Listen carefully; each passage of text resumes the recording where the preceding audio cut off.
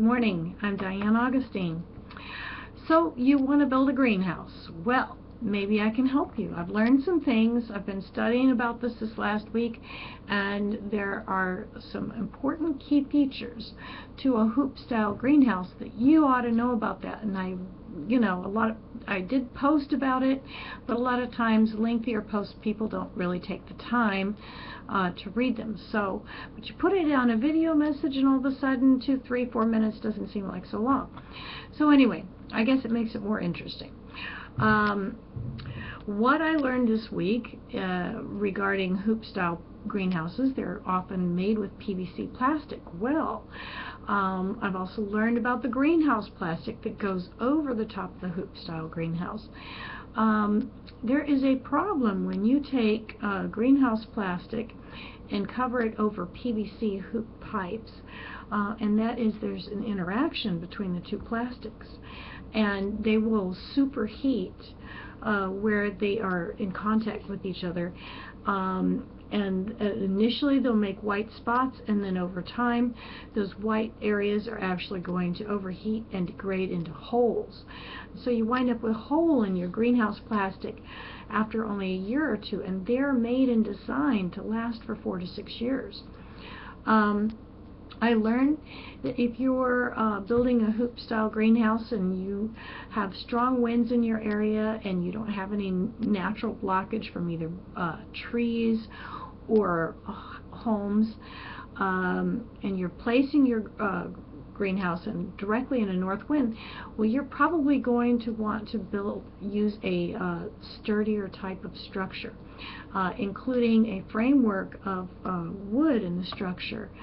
Can help to keep it from lifting off the ground and tearing the plastic, or taking off for parts unknown. The other thing that I learned is that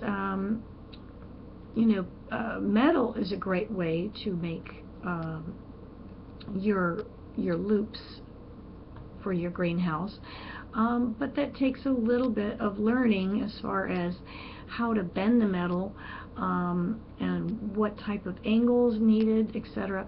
Well, I learned because I went and I picked up 3 pieces to make my first loop. I picked up a tool to be able to bend it, because I knew that the sum of the 3 segments together needed to equal 180 degrees, or a half circle. So each one needed to, but we're talking about a distance of each segment is 10 foot long.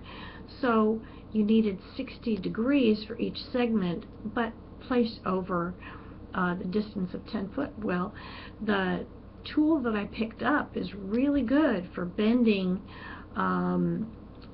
metal that's not too thick, at a very sharp turn, 90-degree turns or 45 or whatever, but not so good for over a length of pipe, because what happens is the pipe, as you're bending it, wants to start to corkscrew, and you need to have it stay flat and stay in a perfect C shape. So the tool that I ordered is available. I'm trying to think what the name of the JohnnySeeds.com is where I bought a tool where the tool mounts on a table, and it's got to be a fairly large table, mind you, but being mounted on the side, and you place the bar in the bender, and then it's bent, but the table acts as a rest to keep it in a straight line, so that it doesn't start turning in a corkscrew fashion. So that was an important thing that I learned, so I wanted to share that with you too. I will share my list, so if you want to make your own, you'll be able to do that. I realized that the tool that I took back would be good for making tent poles. I want to replace my tent poles.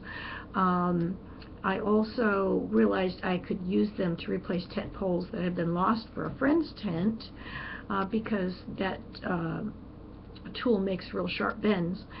And then the other thing I realized, because another project I wanted to make is a lightweight chicken tractor. In other words, a portable pen for your chickens, so you can kind of move them all over your yard and they can eat bugs and grass and what have you. So they're not cooped up in a coop all the time. So anyway, I just wanted to share that with you and ask God to bless you and have a great day, and it was great to share a few minutes with you. Shalom.